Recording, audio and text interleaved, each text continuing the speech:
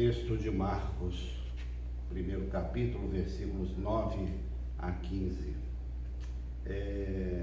Nós já pregamos sobre esse texto outro dia, foi agora em janeiro, quando pregamos sobre o batismo do Senhor Jesus. Então, hoje nós não vamos falar do batismo de Jesus, nós já falamos sobre isso agora em janeiro. Mas ele se estende e ele fala de uma etapa importante, fundamental na vida de Jesus, que são esses 40 dias no deserto. 40 dias no deserto. Estamos no início dos 40 dias da quaresma, não é? Vejam a ligação, então, entre essas duas coisas. Os 40 dias que Jesus passou no deserto, os 40 dias do período de quaresma. E o que tem a ver uma coisa com a outra? É isso que nós queremos trazer para a nossa reflexão nesta noite. O Evangelho de Marcos é aquele evangelho que descreve a vida de Jesus da forma mais resumida, mais sucinta, não é? Mateus se estende um pouco mais, Lucas se estende mais ainda, tem um levantamento um pouco maior e entra em maiores detalhes e tudo. Marcos narra as coisas assim de uma forma muito breve. Por quê? Não é? Foi o primeiro evangelho a ser publicado.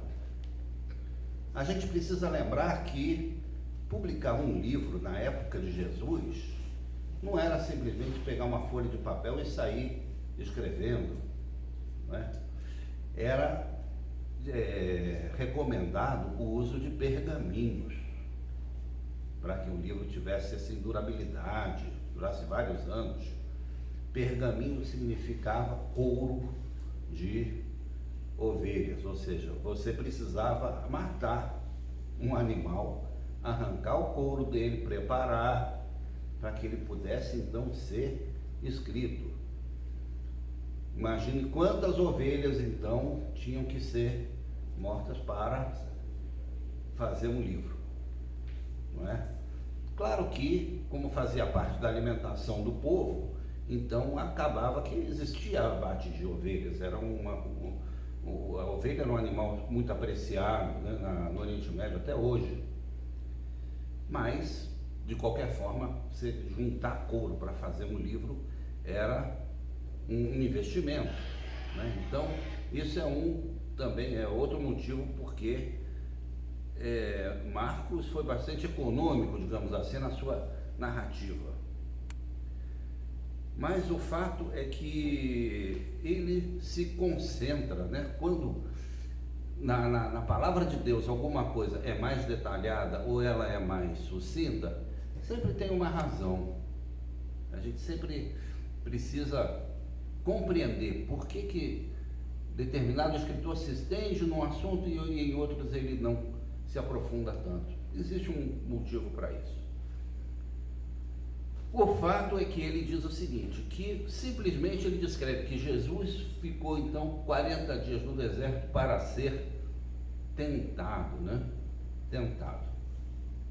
Essa palavra tentado é uma tradução, uma das traduções possíveis. Como ele não se refere aqui a o que Satanás conversou com Jesus no deserto, isso a gente vê em Mateus e Lucas, então a tradução que poderíamos ter aqui seria ser testado, ser provado. E foram várias provas que Jesus teve que passar durante esses 40 dias, antes de começar então a sua pregação, o seu ministério. E ele não começou, interessante, vejam só, ele foi batizado, ele já estava pronto para começar o ministério, digamos assim, né? Na nossa visão de eficiência, na nossa visão ocidental de colocar as coisas para produzir, né? Está batizado, o Espírito Santo está sobre ele e tal, começa a pregar, não é? com certeza seria a nossa recomendação. Não foi isso que Jesus fez. Não foi isso que Jesus fez. Jesus foi para o deserto. E aqui, repetindo também um outro padrão bíblico, né? A gente lembra dos 40 dias e 40 noites do dilúvio. Choveu por 40 dias e 40 noites. Eu achava que esses 40 dias e 40 noites eram simbólicos, alegóricos, sabe? Porque tudo que passava de um mês era 40 dias, né? Então, só que com essas mudanças climáticas que a gente está tendo, eu já estou começando a achar que foi literal mesmo, viu? Até porque, segundo alguns arqueólogos, o dilúvio aconteceu em um período de aquecimento, um período de mudança climática profunda, que teria sido o derretimento das camadas glaciais, né, da era do gelo, que provocou o aumento do nível dos oceanos, e isso então ficou relatado historicamente como dilúvio. É uma teoria. Então, se nesse período de mudança climática, lá da antiguidade, choveu 40 dias e 40 noites sem parar, eu agora estou começando a acreditar que é possível. Não é? Mas, vamos lá. Moisés, lembra de Moisés? Criado na corte do Egito, achado assim, com muita sorte, né? Entre aspas, pela uma das filhas de Faraó, criado na corte de Faraó para ser uma pessoa da nobreza, mas nunca se esquecendo da sua origem, da sua raiz hebraica. Ele comete um ato impensado e, por conta disso, vai para aonde? Vai para o deserto. Sai da corte de Faraó, vai para o deserto do Sinai. E lá ele vira então pastor de bodes e ovelhas. Quanto tempo? 40 anos. 40 anos talvez pensando o que ele poderia ter sido se não tivesse feito aquela bobagem lá de matar o egípcio, e não é? Se ninguém tivesse denunciado o que ele tinha feito, podia estar lá no luxo da corte do Faraó e estava ali no meio das cabras e das ovelhas, até um dia encontrar uma planta, uma árvorezinha pegando fogo, mas sem soltar fumaça, a sarça ardente. E aí, a partir daí a gente lembra da história, não é? 40 anos. Foi à toa esses 40 anos? De maneira nenhuma. Porque depois que o povo de Deus foi liberto do Egito, o que esse povo precisava para liderar aquela horda, aquela turba, formada inclusive de diversos povos, egípcios, africanos, semitas, tudo misturado ali? Precisava de alguém que conhecesse profundamente o deserto, e conhecesse os répteis do deserto, os roedores do deserto, que soubesse qual a planta que dava água, que soubesse em qual pedra bater para achar uma nascente. E esse foi Moisés, depois de uma preparação involuntária de 40 anos. Então a gente percebe que Deus prepara as pessoas, e preparou o seu próprio filho nesses 40 dias.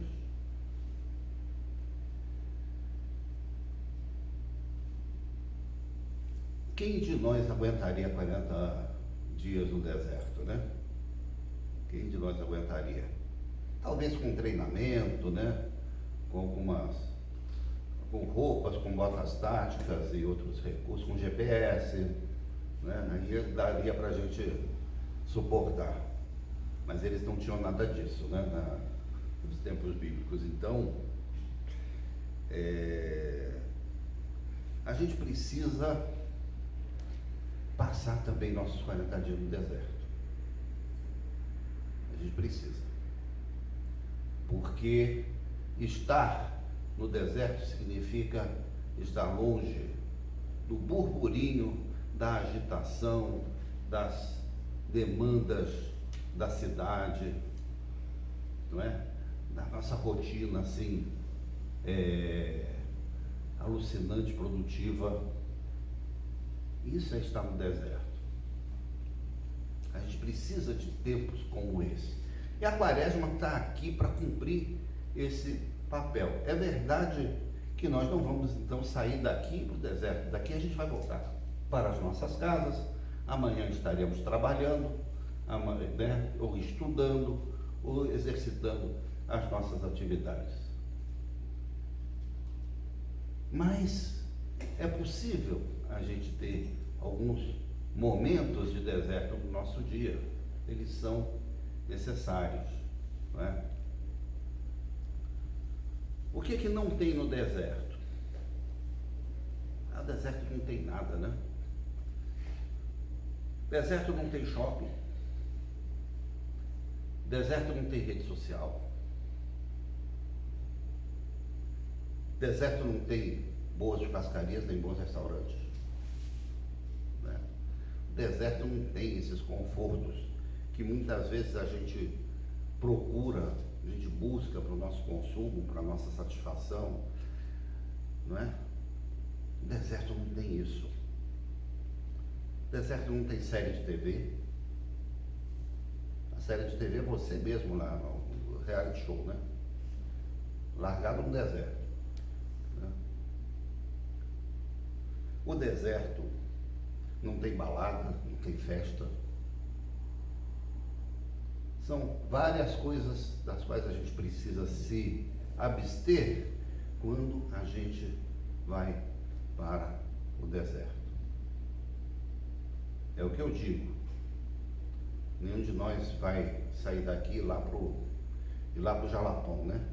Ficar andando lá nas areias do nosso deserto brasileiro.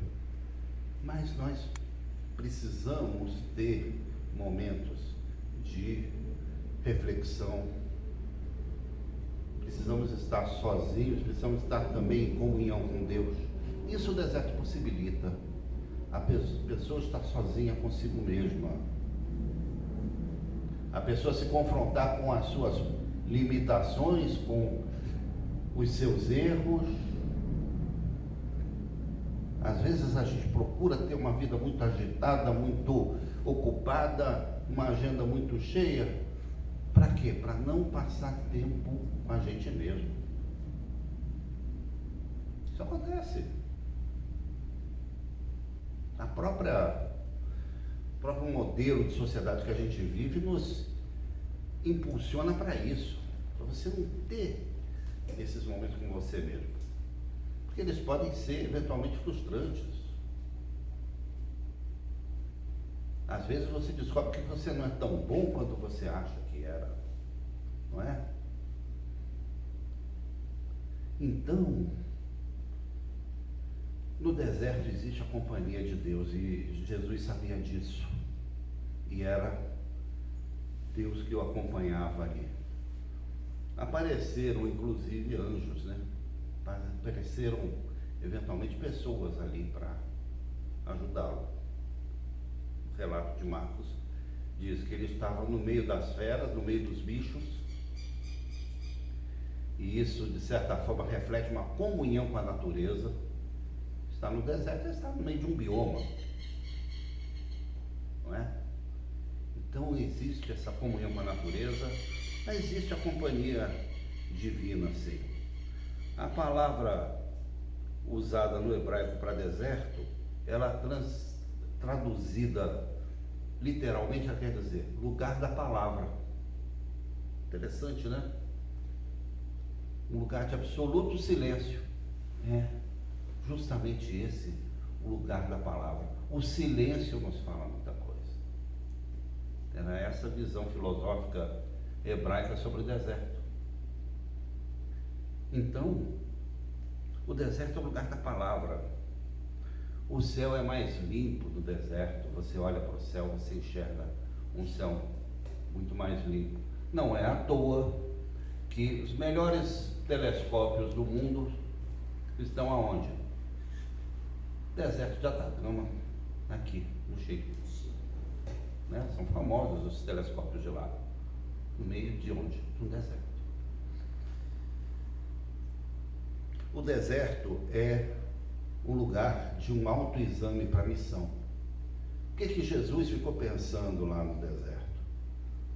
Ele ficou pensando, será que eu realmente estou pronto para essa missão que eu tenho que desempenhar, que eu recebi? Será que eu estou pronto para encarar os desafios? Ele não saiu correndo das águas do batismo para sair pregando pela cidade. Ele se preparou. E a senha, o acontecimento, o gatilho para o início do seu ministério foi justamente a prisão de João Batista. Isso significava o seguinte, que João Batista já tinha cumprido o seu papel de arauto, de anunciante, de precursor de Jesus. A voz de João Batista tinha sido calada. E no momento que a voz de João Batista foi calada, então Jesus assume esse ministério. O deserto é um lugar de oração e escassez, da gente não se distrair, da gente concentrar no espiritual, no essencial da nossa vida. E o deserto é também o lugar dos povos do deserto. Sim, existem povos do deserto. Lá no norte da África, você tem uma grande população, os tuaregues, os amazigues, os tamazigues, gente que vive ali nas franjas do deserto do Saara, que conhece bem a rede de oásis que existe ao longo do deserto. Eles não morrem de sede ali, porque eles sabem onde tem água, se orientam por ali. Existem povos do deserto. Não trocam aquele lugar por nada nesse mundo. Claro que muitos migram para a Europa, às vezes com melhores condições de vida, como povos do mundo inteiro migram para a Europa. Mas ali você tem pessoas que vivem naquele lugar e defendem aquele lugar, querem a criação de uma grande nação tuaregue ali no deserto. Estão lá o tempo todo. Nós temos também na nossa sociedade aqueles que vivem no deserto, que não desfrutam nenhum desses luxos que eu descrevi no começo, que não frequentam shopping, nem bons restaurantes, nem clubes, nem fazem grandes passeios. São pessoas que vivem no deserto. Então nós somos chamados também para estar na companhia dessas pessoas, para estar compartilhando nossa vida com elas. Amém?